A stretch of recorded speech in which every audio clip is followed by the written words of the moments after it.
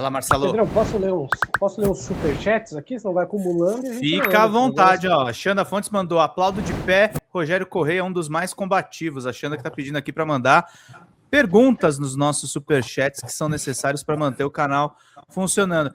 Mas eu ia te perguntar uma coisa, Rogério. Diante disso... Deixa eu ler aqui também, Pedro. Vai lá. Do seu canal. Vai lá. Também, só para não atropelar o deputado. Olha só, tem aqui bastante gente perguntando o seguinte, ó. Andréa Cristina, por que não pede quebra de sigilo no lugar da convocação na CPI, já que ninguém vai? Ela diz assim, ó, eu penso que não deveria ir contra a prorrogação, né, porque isso pode soar contra o PT, e né, vai ficar ruim ali contra o PT. E antes de você responder, já pode ir na seguinte, ó. Aí muda só um golinho de assunto, é assim, ó, a Polícia Federal não está demorando demais para dar resposta no carbono oculto e na CPI da Covid, que está acudindo? Cadê o memorial das vítimas da Covid? Depois eu faço os outros, mas essas duas, por que não pede a quebra de sigilo no lugar da convocação, já que ninguém vai? A gente pediu a quebra de sigilo. O problema da CPMI é que quem define o que entra na pauta é só o presidente.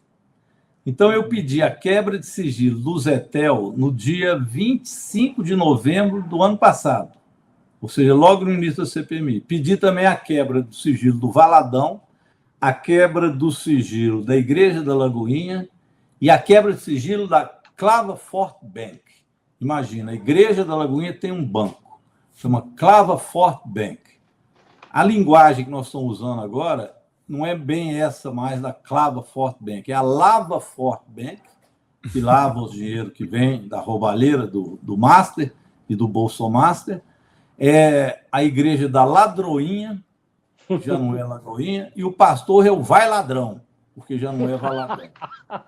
Nós já pedimos a quebra de sigilo dessa turma toda. Sabe o que o Viana faz? Senta em cima e não coloca em votação, porque se ele colocar em votação, nós vamos ganhar. Então, aí é o que o Marcelo falou, não tem condição de continuar presidindo. Nós não vamos ter uma CPMI, nós vamos ter uma campanha eleitoral disfarçada de CPMI.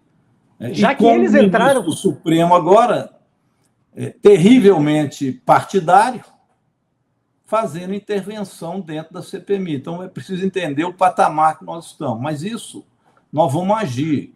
Vai ter que ter um recurso, vamos ver o que o próprio Davi Alcolumbre faz, porque também não pode se curvar a um ministro do Supremo determinar um presidente de um Congresso a data que ele tem que marcar de uma reunião do Congresso Nacional.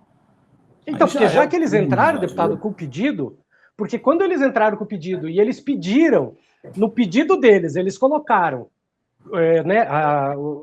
dá 48 horas e tudo mais, porque o juiz não pode agir de ofício. Então, foi respondendo a pedido deles. Ora, caberia a própria CPI, no caso de vocês ali, pedir, então, já que ele pode entrar com pedido de prorrogação, dando prazo, dando data para ler o relatório, para convocar a prorrogação e tal, vocês também estão totalmente autorizados a justamente pedir para ele organizar a convocação. Quer dizer, porque ele que tem que votar, então vota. Você entende a lógica, deputado? Porque se, por um lado, ele pede interferência do judiciário para permitir a prorrogação e obrigar a leitura do relatório, isso autoriza vocês também a obrigar as convocações que vocês pedem e ele senta em cima. Ele que desce, e que diga que vai convocar ou não vai, mas que não sente em cima, né? Então, convocações e sigilos, né? O problema é que o ministro parece que não tem muita lógica de cada hora ele faz uma coisa, né, deputado? Mas aí tem que ir para o plenário, por exemplo, convocação. A gente convoca, aí ele pega e define que o convocado ele pode ir ou não. Fica a critério do convocado. Aí ele dispensou o Vorcaro, dispensou o Camisotti, vários que caiu para ele, o habeas corpus, ele dispensa de ir.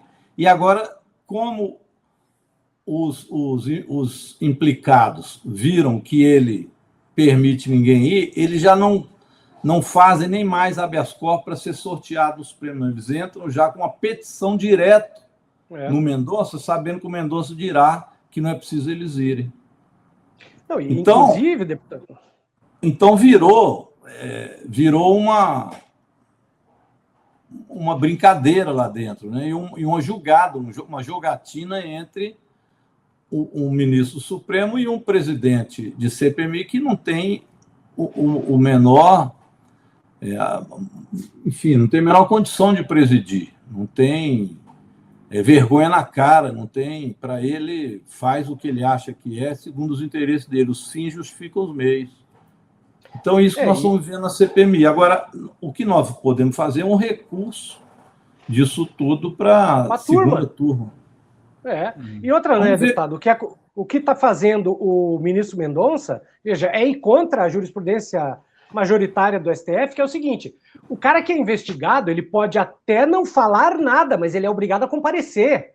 E quando o ministro Mendonça desobriga o cara a comparecer, ele está enfrentando a própria jurisprudência do plenário do STF, que decidiu lá na CPI da Covid que o cara tem que ir.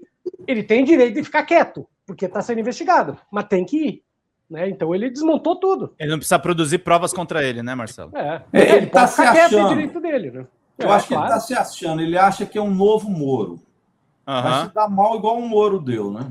Mas ele está achando que é um outro Moro. É a Lava Jato 2.0 que ele quer construir. Tem que dar um fim nisso. Senão vamos ter que colocar muito isso aí. Ali, ó, o pessoal está cobrando aí dele. Cadê o Pix para a Igreja da Ladroinha? A Vera Glaucia, que é tua eleitora aí de Minas Gerais. Aí, Vera vai explicar a emenda, Pix. Vera, 3.600.000 reais do Carlos Viana para a Ladroinha. Duro, tá bom, hein? Equilibrado esse presidente, hein? E como a Controladoria Geral da União disse que estava errado, ele não podia fazer Pix que fosse direto para a igreja, sabe o que a Ladroinha fez? Colocou isso aí para render em algum banco, render juros. Provavelmente no Master, né? Isso que eu ia falar. Cuidado para você acabar descobrindo aí alguma coisa do Master. Ou na Lava Forte Bank. Na Lava Forte Bank, total. Deixa eu fazer uma pergunta só para o deputado, Marcelo, já te passo a palavra de novo, mas a gente estava falando agora há pouco da Globo, deputado, e assim, esses 4 anos de Lula 3 foram avanços importantes, a gente reformou um país que foi destruído pelo Bolsonaro e pelo bolsonarismo, mas assim, deputado, você é uma exceção honrosa. Cadê os deputados, os parlamentares, os ministros e o presidente da República para falar com os canais progressistas e parar de ficar falando só com a Globo News? Eu acho isso também, olha. Eu até Globo Pelo News menos chamou, agora na eleição, né, deputado? O presidente podia passar aqui. Mas é verdade. Nós não podemos esquecer quem é que sustenta, inclusive, exatamente, né? As nossas ideias, né? A disputa política que é feita, porque uma coisa é certa, o presidente Lula fez muito no governo. Tem muita entrega. Onde você olhar, o país avançou. Olha na economia. O Brasil avançou apesar de tudo. Hoje nós estamos com um emprego num nível muito mais alto do que em outros tempos, quase pleno emprego. A renda do trabalhador aumentou, a renda do salário mínimo aumentou. O presidente agora colocou uma nova forma de reajustar o salário da educação, que é a inflação mais o crescimento. Então, nós vamos na economia, a inflação diminuiu e tem que baixar essa taxa de juros, né? Isso começou a baixar muito tímido, 0,25, o Galípolo tem que dar um jeito de abaixar isso aí. Mas mesmo no Banco Central também teve avanços. Aquela podridão que estava lá de Banco Master, aquela falcatrua que estava lá dentro, nós liquidamos um banco até para colocar moral de novo no sistema financeiro. Isso do ponto de vista da economia. Do ponto de vista da política externa, se dependesse desse pessoal, nós estávamos lá agachados para o Trump até agora, fazendo o que o Trump quer. E o presidente enfrentou, teve uma política externa altiva, e saímos vitoriosos disso. Fortalecemos o comércio com a China, com a Europa, com os vizinhos, e mostramos aos Estados Unidos que eles também dependem de comércio externo e dependem da gente também. Então, acho que uma política externa que é vitoriosa, fortaleceu os BRICS. Você pega as políticas sociais, nós invertemos a lógica do fim das políticas sociais. Então, nós voltamos na agricultura familiar com os créditos para os pequenos produtores, com os programas de aquisição de alimento, comercialização de produto, voltamos a produzir no campo em torno da agricultura familiar, que recuperou muito, de novo, a renda das pessoas que vivem no campo. Fizemos também uma melhoria no sistema educacional, recuperando a falência que eles tinham deixado nas universidades e a tendência de privatizar as escolas públicas no Brasil e militarizá-las. Foi muita coisa que nós recuperamos da educação.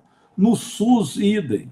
O SUS hoje começa a ter uma capacidade de investimento e de atender o nosso povo em média e alta complexidade que não existia antes.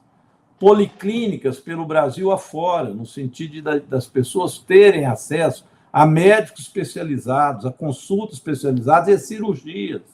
Isso ampliou muito. Isso para ficar em alguns exemplos.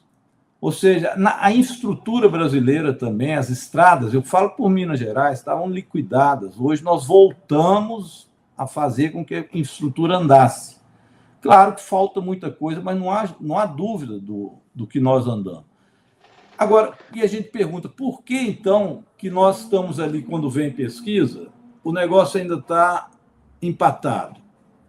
Uma tendência pró-Lula, mas ainda pequena, né? É por causa da disputa política. Aí você tem razão, Zambada. Não dá para ministros e deputados ficarem querendo fazer entrega aqui, entrega ali, e não entender que se não fizer disputa política, não ganha a porcaria da eleição. Isso. Tem que fazer disputa política. E ela, disputa política, não faz na Globo. Não. Na Globo nós podemos aproveitar para dizer o que nós estamos fazendo, etc. Mas a disputa política faz municiando a nossa companheirada do que está sendo realmente feito, e colocá-los também na luta, na labuta da disputa política e ideológica. Ou então vence as forças da barbárie. Fala, galera da Folha TV, não se esquece de se inscrever aqui no nosso canal para assistir programas como Folha Notícias Manhã, Folha Notícias Noite, o nosso Folha Entrevista e o nosso Barzinho das Meninas. Muitas coisas bacanas a gente acompanha por aqui e a gente precisa muito, muito do apoio de vocês para nosso trabalho jornalístico, investigativo, de curadoria de conteúdo, com vocês ajudando no nosso Pix, folhademocrata@gmail.com, ou mandando superchats, valeu demais, e os recursos financeiros, tornando-se membro do nosso canal, no nosso curso de jornalismo básico, para você ficar muito bem informado a respeito de tudo. Queridos e queridas, muito obrigado pela presença de todos vocês. Vida longa e próspera. Cuidem-se, cuidem dos seus, e não esquece de se inscrever aqui na Folha TV. Até mais!